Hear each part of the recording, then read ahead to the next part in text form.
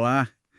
Hoje a gente mergulha em várias fontes recentes sobre a Hungria. Vamos passar por economia, política, até arqueologia, olha só. A ideia é pegar o principal, o mais interessante desse material todo, né? Exato. E já começa com um contraste curioso, né? Pois é. De um lado, a agência Fitch Ratings, ela tá vendo um cenário mais difícil para a economia húngara. Crescimento baixo, tipo 0,7% para o PIB em 2025. E a inflação também é acima da meta, 4,6%. Uma visão mais cautelosa, digamos. Isso. Mas aí, o governo húngaro tá otimista. Espera 3,1% de crescimento do PIB. E a culpa, segundo eles, é de fora. Políticas de Bruxelas, ou seja, da UE, a guerra, sanções, o discurso conhecido. Mas eles apontam para pontos fortes internos, né? Tipo emprego alto, quase 4,7 milhões de pessoas trabalhando. Sim, essa diferença de visão é interessante. E não fica só na economia, sabe? Ela aparece em tensões sociais bem concretas. Como assim? Pega a saúde, por exemplo. Falta gente. Muita gente. Quase 40 mil enfermeiros. É uma crise séria. Nossa, 40 mil. É. E isso leva o governo a, considerar trazer profissionais de fora do país. Ah, entendi. Mas aí entra aquela questão.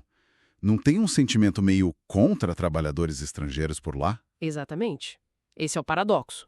Existe essa necessidade clara, estratégica, de mão de obra não só na saúde, mas na agricultura, na indústria também. E, ao mesmo tempo, você tem um sentimento anti-trabalhador estrangeiro forte, às vezes até alimentado por campanhas políticas. O partido Mihrazanki, de extrema-direita, por exemplo, bate muito nessa tecla. Que situação. Precisam dos trabalhadores, mas parte da política rejeita. E mesmo os que vêm, os trabalhadores convidados, enfrentam regras bem duras. Ficam por tempo limitado, sabe? Geralmente 2 anos, talvez mais um. Mas sem chance de conseguir residência permanente. É uma solução bem temporária. Então, a necessidade econômica meio que bate de frente com essa corrente política. Bem complexo mesmo. E falando em política, o primeiro-ministro Orbán andou fazendo declarações na França que deram o que falar, né? Sim, ele manteve a linha dura dele. Aquela coisa de não se ajoelhar para Bruxelas, criticar a participação na guerra da Ucrânia. Ele chegou a dizer, não queremos morrer pela Ucrânia. Uma frase forte. E aposta que os patriotas podem mudar a UE. E teve aquela entrevista também. Elogiou Trump, Le Pen, criticou Macron e defendeu a cooperação com China e Rússia. E teve um ponto que chamou bastante atenção. Receberia o Putin com todas as honras protocolares se ele fosse para a Hungria. Exato. E isso soa ainda mais notável quando a gente lembra que ele criticou o mandado do TPI contra o Netanyahu, chamando de muito político. É importante a gente só reportar essas posições, né? Para entender o cenário que as fontes descrevem sem tomar partido aqui. Mas mostra essa postura desafiadora na política externa. Que deve se refletir em outras áreas, imagino. Talvez na migração? Com certeza! As fontes mostram um aumento bem grande na pressão lá na fronteira da Hungria com a Sérvia.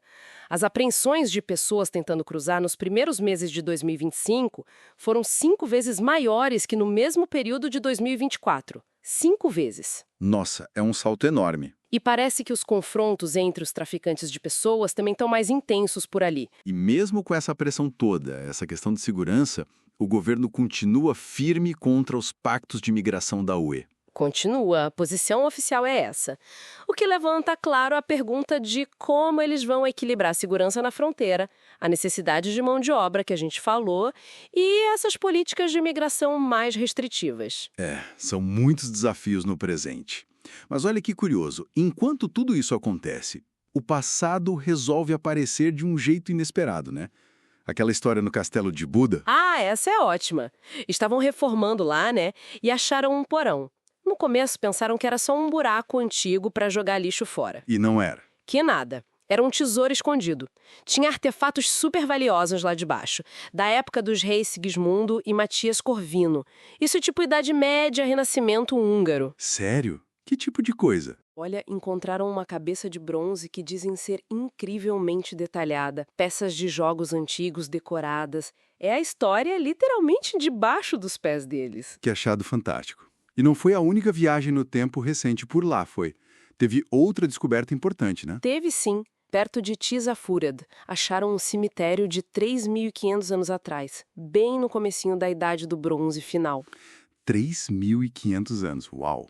E o que descobriram com isso? Coisas bem interessantes sobre como as pessoas viviam naquela época de transição na Europa. Analisando os ossos, viram que a dieta mudou. Começaram a comer milhete, que é um grão mais resistente, sabe? E também passaram a consumir leite de vaca. Mudança na dieta, isso diz algo sobre a sociedade. Diz sim. Parece que indica mudanças sociais maiores. As pessoas talvez saíram daqueles povoados fortificados que ficavam em morro, sabe? E foram para aldeias mais abertas, mais espalhadas. Talvez uma sociedade que ficou um pouco menos hierárquica, mais dispersa. É uma janela para a pré-história. Fascinante. E ainda usaram tecnologia moderna para isso, né? Teve algo com IA também. Sim, uma menção rápida nas fontes. Usaram a inteligência artificial para ajudar a achar vestígios de uma civilização antiga soterrada lá no deserto de Rubalcali. Tecnologia ajudando a desvendar o passado mais remoto. Da Idade do Bronze direto para IA. Impressionante. E essa mistura de antigo e moderno aparece até na infraestrutura. Viu uma nota sobre isso? Ah, você viu a do Hungaroring? Vi. A reta principal do circuito da Fórmula 1 foi toda reasfaltada. Uma modernização importante para eles, né? Com certeza. E falando em pistas, mas as de rua, tem uma novidade curiosa aparecendo na Europa. Placas de limite de velocidade com borda verde. Verde, não vermelha. Verde. Já tem no Reino Unido, parece que Espanha e França estão pensando nisso também. A ideia é que seja uma velocidade recomendada. Ah, tipo uma sugestão? Exato. Buscando mais convencer do que punir. Uma abordagem diferente. Interessante. Olha, juntando todas essas peças que a gente conversou, dessas fontes, que retrato da Hungria aparece para você? Olha, o que fica claro é um quadro bem complexo, sabe? Cheio de tensões e em plena transformação. Você tem os desafios econômicos ali, claros, mas um discurso oficial super otimista. Na política externa, essa busca por um equilíbrio difícil, né, entre aliados diferentes e uma postura bem nacionalista. E, ao mesmo tempo, o passado vindo à tona, nessas descobertas. Exato. Enquanto o país investe em infraestrutura moderna, tipo circuito, e lida com essas realidades sociais complicadas que a gente falou. Talvez o exemplo mais claro dessas tensões todas seja mesmo aquele paradoxo. Precisam de mão de obra estrangeira, mas a retórica política muitas vezes vai contra. É uma dança complexa mesmo. Uma dança constante entre se integrar no mundo e afirmar a própria identidade. É uma ótima forma de colocar. E isso deixa a gente pensando, né? Com tanta pressão econômica vindo de fora, essa vontade forte de manter a identidade cultural e política, e ainda as surpresas que o passado e o futuro trazem, que estratégias, que caminhos uma nação pode seguir para navegar tudo isso? Para tentar equilibrar tudo isso de forma eficaz? Fica aí a reflexão para o pessoal.